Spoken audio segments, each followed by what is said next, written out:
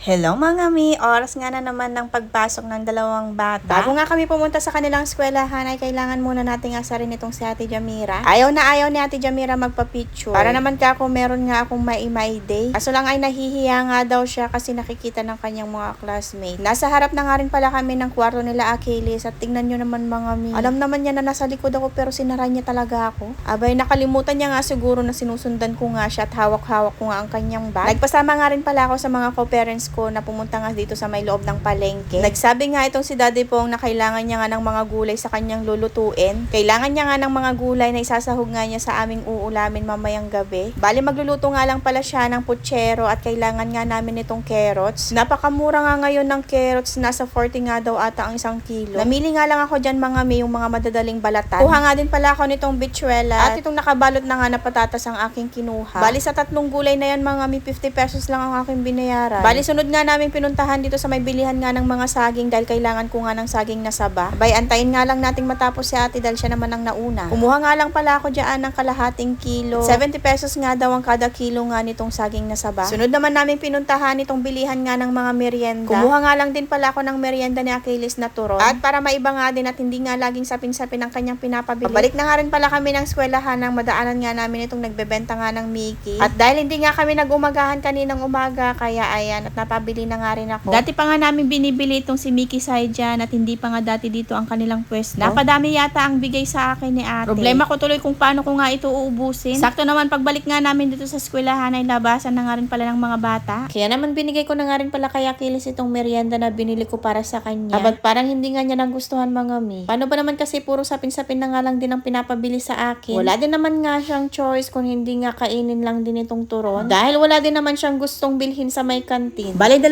turon nga lang pala yung binili ko at kinuha ko na nga lang din yung isa. Hindi nga rin daw niya mauubos at okay na nga din daw siya sa 1 piraso lang. Saka ko naman kinain nga yung Mickey na binili namin ni Sis Honey. O di ba mas marami pang merienda ang nanay kaysa sa anak, char. Uwian na nga rin pala nila yan mga minang hapon. At hindi na nga rin pala ako nakapag-film kaninang umaga. Nasa labas na nga rin pala itong batang ito at hindi pa talaga ako tinawag. Hindi ko nga rin napansin na nasa labas na nga din pala siya. Ako na nga rin pala ang nagbuhat ng kanyang bag dahil halata namang nahihirapan na nga siya. Saka ko naman siya hinaya na nga na pumunta dito sa may motor. Hindi na nga rin talaga tayo pwedeng magtambay o magantay nga ng oras sa loob ng eskwelahan mga mi dahil tignan nyo naman ang kalangitan. Abat may oras pa nga itong batang ito makipagkwentuhan. Nasa building na nga rin pala kami yan mga mi at paakyat na nga rin pala kami dito sa may taas. Mabuti na nga lang din talaga at hindi nga kami naabutan sa may daan ng ulan. Sabay nga din pala namin sila Sis Honey at 2 bata na dumating dito sa building. Naku, muntikan pa nga madapa itong si Sis Honey. Sayang lang at hindi nga natuloy, char. Papasok na nga lang din sana kami sa loob at itong si Natalia naman ay iniwan na nga lang dito sa may labas ang kanyang bag. Sabay sabing si mami na nga lang daw niya ang pupulot. O di ba napakakagaling talaga ng mga bata ngayon. Pumasok na nga lang din pala kami para ihatid nga itong mga libro nila at bag. Yun lang mga mi for today's mini vlog. Thank you for watching. God bless. Bye-bye.